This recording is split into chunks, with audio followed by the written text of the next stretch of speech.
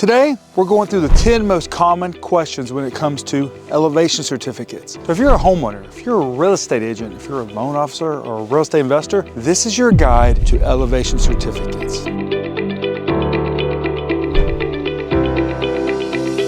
Hello, my name's Chris Green, president and owner of the Flood Insurance Guru. And for the last 12 years, I've been helping people overcome these flood obstacles that I went through when I bought a house in a flood zone, where I was told premiums were going to be $3,000 when they should have been $300. Well, we almost lost our dream house. Thankfully, because of my educational background in flood mitigation, I was able to get that $300 premium, and we're able to get into that dream house. So today, we're walking through the 10 most common questions asked when it comes to elevation certificates.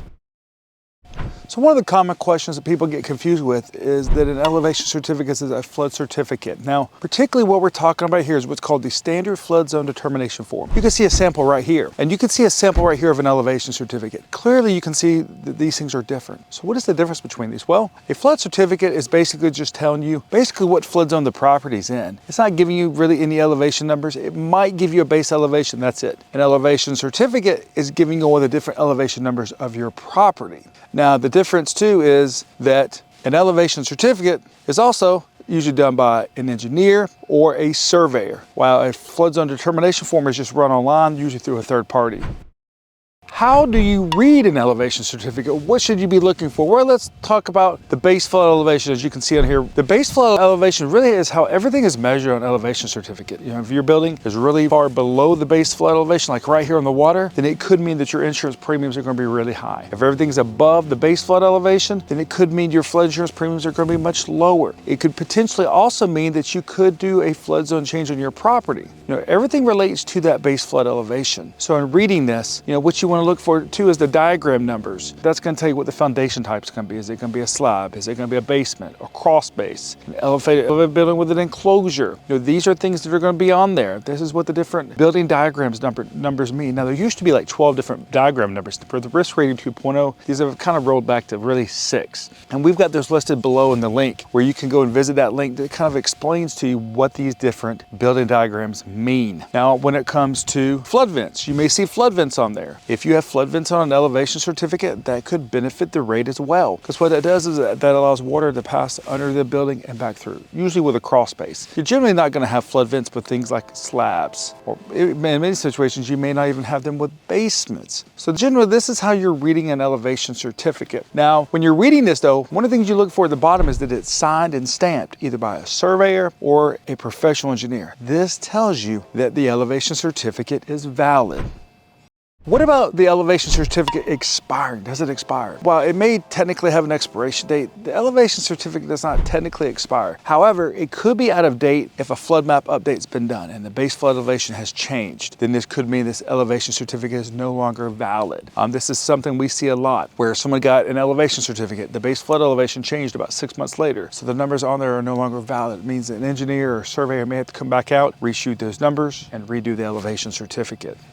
Are elevation certificates required? Good news is, generally, elevation certificates are no longer required, especially with the National Flood Insurance Program. With the Risk Rating 2.0, FEMA did away with the requirement for elevation certificates. This is big news, because before, if you had a property that was built after the first flood map and it was one of these high-risk areas like Flood Zone A or Flood Zone V, then it meant you had to have an elevation certificate just to get a rate. Now, you can get a rate, you can get a policy and everything without an elevation certificate. Could save you a lot of money. However, you're also assuming that FEMA has the correct data on this property. And it really is believed that the only way to truly have the fully accurate numbers is for someone to physically put their hands on there, which is basically what an elevation certificate is. So can these elevation certificates lower your flood insurance rate? They absolutely can if the elevation numbers show everything is above the base flood elevation. And I'll give you an example. We were helping a client recently without an elevation certificate. Rate was coming back at about $1,900 because the building was on the water. However, the elevation certificate showed the building was elevated 8 feet. This took a $1,900 rate and it turned it into less than $400. So elevation certificates absolutely can still lower the flood insurance rate for you. Even with the National Flood Insurance Program, if you don't have an elevation certificate when you do the policy, you can still go back to the original date if it's done within the first year. So maybe 6 months down the road, you decide to get an elevation certificate. It could still benefit you.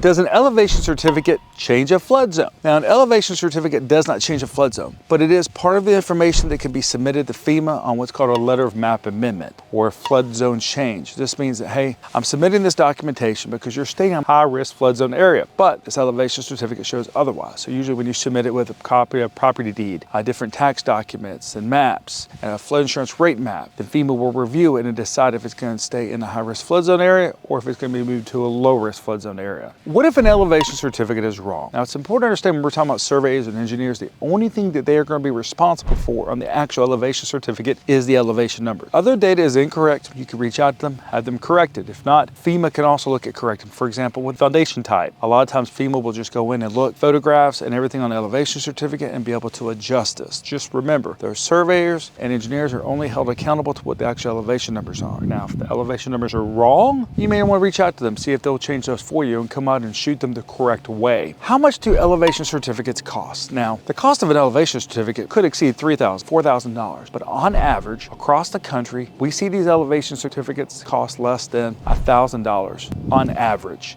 Does this mean in rural Alabama you're going to pay $1,000? No, you may pay $400. You may pay $2,500 in New York, but that's just the national average we see on elevation certificate. If you need to order one, you can also click on the link of this video where we do have a resource where you can order elevation certificates if you need them.